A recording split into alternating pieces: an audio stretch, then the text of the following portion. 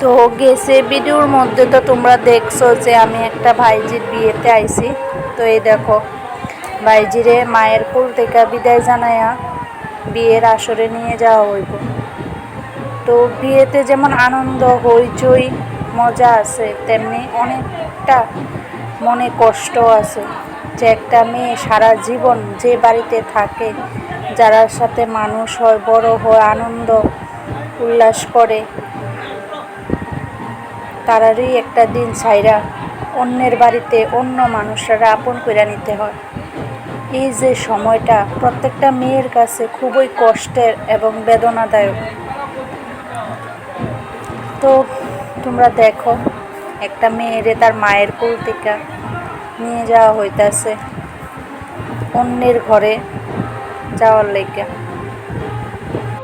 এই হলো একটা সময়, সেটা যে কারোর বিয়ে হোক না কেন, তোমার নিজের কোনো আত্মীয় স্বজনের হোক বা পাড়ার কোনো মেয়ের বা দূরের কোনো আত্মীয়ের বিয়েই হোক না কেন, এই সময়টা আছে না, সামনে থাকলে সবারই চোখে জল আয়ে মনটা খারাপ হয়ে যায়। আমারও খুব কষ্ট লাগতেছিল যখন তাইরে তার মায়ের কোলের থেকে নিয়ে যাওয়া হইতাছিল। আমি যে এখন বয়সটা দিতেছি, এখনও আমার খুব খারাপ লাগতেছে বয়সটা দিতে। এটা ভাববই যে আমিও তো একদিন আমার মা বাবারে ছাইরা আইছিলাম। তেমনি অনেক অনেক অনেক না অনেক কইলে আছে না, আমার মানে কথাগুলো যাইতেছে গা। সব মেয়েরারই জীবনে এই সময়টা আয়ে। এই যে কনকাঞ্জলি দিয়া মায়ের কোলে থেকে বিদায় জানাইতেছে, আসলে কি কনকাঞ্জলির মাধ্যমে মা বাবার ঋণ শোধ করা যায়? মা বাবার ঋণ কি কখনো শোধ করা যায় সাধারণ একটা কনকাঞ্জলি নিয়মের মাধ্যমে? আমার তো মনে হয় না। তো এই দেখো দেখতে দেখতে কুঞ্জে লইয়া পড়ছে। তো অনেক তো ইমোশনাল কথা হইল। তো চলো কুঞ্জবনরা সবাই এনজয় করো। বিয়ে তো যেমন মন খারাপ আছে, তেমন মন খারাপের সঙ্গে সঙ্গে অনেকটা আনন্দও আছে। তো এখন তোমরা আনন্দটা উপভোগ করো, আশা করি সবারই ভালো লাগবে।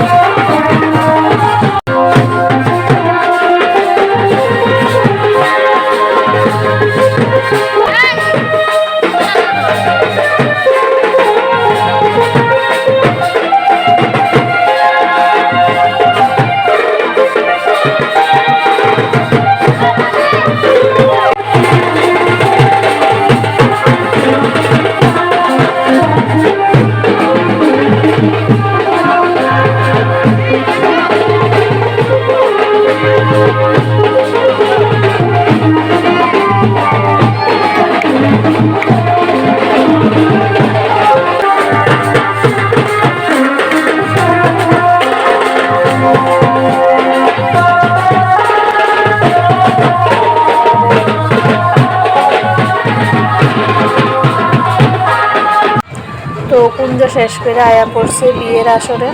এখন রাত্রে জায়গা বিয়ে হইব। অবশ্য এখন আর আগের মতো বিয়ের মধ্যে এতটা রাত্র হয় না। আগে তো দেখতাম ছোটোবেলা যখন অন্যের বিয়ে দেখতাম তখন দেখতাম প্রায় সারা রাতেই তৈরি বিয়ে হইতো। তো এখন দেখি প্রায় 3-4 ঘন্টার মধ্যে বিয়ে কমপ্লিট। তো তার মতো পুরো বিয়ে দেখতে পারছি না আমরা।